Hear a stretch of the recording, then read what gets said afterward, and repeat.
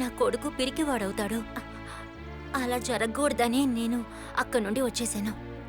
సరే, ఇప్పుడేం జరిగింది? వాడికి తెలిసిన ఏదో ఒక ప్రొఫెసర్ ఇక్కడ పక్కనే కాలేజ్లో సీట్ రెడీ చేశారు. వాడు చదివితే అక్కడే చదవాలంటున్నాడు. సొంతం బంధుత్వం ఏమీ తెలియకుండా పెరిగాడు వాడు. కానీ ఇక్కడికి వచ్చిన తర్వాత వాడికి అన్నీ తెలిసిపోతే తెలియని ఏం పర్వాలేదు. అరుంధతిలో ఉన్న దుష్టశక్తిని గుడిలో బంధనం చేసింది నేనే. ఆ దుఃఖాన్ని భరించలేక లోతైన బావిలో పడి మరణించింది. ఆ కథ అంతటితో ముగిసింది. ఇప్పటికీ ఆ శక్తి అక్కడే దాగి ఉంది. ఆ శక్తి బయటకొస్తే నాకే తెలుస్తుంది. నువ్వు భయపడకు, వెళ్ళిపో. ఫాదర్ ఏంటి ఇక్కడున్నారు? నేను వచ్చింది ఎందుకంటే ఆనంద్, నేను ఒక ఇంటర్వ్యూకి వెళ్ళాను. దాని అపాయింట్మెంట్ ఆర్డర్ తీసుకొచ్చారు. ఏంటది? చదువు అంటే నాకు ఇష్టం లేదు, నువ్వు ఇష్టపడుతున్నావని చదివిస్తున్నాను. ఓన్లీ ఎందుకులే అనుకున్నాను, పని కోసం కాదు. నేను ఇంత కష్టపడుతున్నది కేవలం నీకోసమే.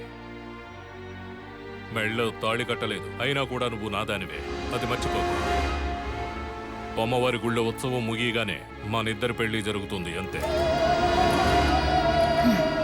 చదువుకోవడం మంచిదే కదా, అది అందరికీ ఉపయోగపడుతుంది. చూడండి ఫాదర్, ఆల్రెడీ నేను తనతో మాట్లాడాను. మీరు వచ్చి ఇక్కడ డిస్టర్బ్ చేయకండి. పదండి, బయలుదేరండి.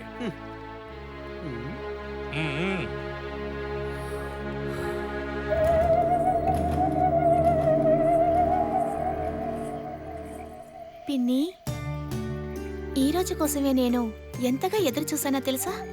నా అవసరాలు నీకు చెప్పడానికి.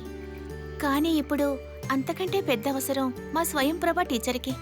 ఆనంద్ మా టీచర్ని పెళ్లి చేసుకోవడానికి ఆశపడుతున్నాడు. నీకు తెలుసు కదా అమ్మకి ఆనంద్కి మధ్య ఏం జరిగిందో. ఆ ఆనంద్ మంచివాడు కాదు.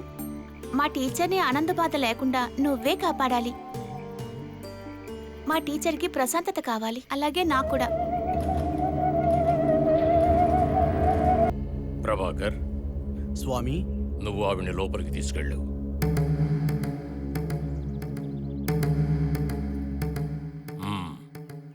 కూర్చో. ఆయన మరణించి 20 సంవత్సరాలైంది కదూ? అవును. ఇప్పుడేం కావాలి? నా భర్త చావు ఆయన గుర్తులని మోస్తూ పసి పిల్లడైన నా బాబుని తీసుకుని ఆ రోజు ఇంటిని వదిలేసి వచ్చేశాను.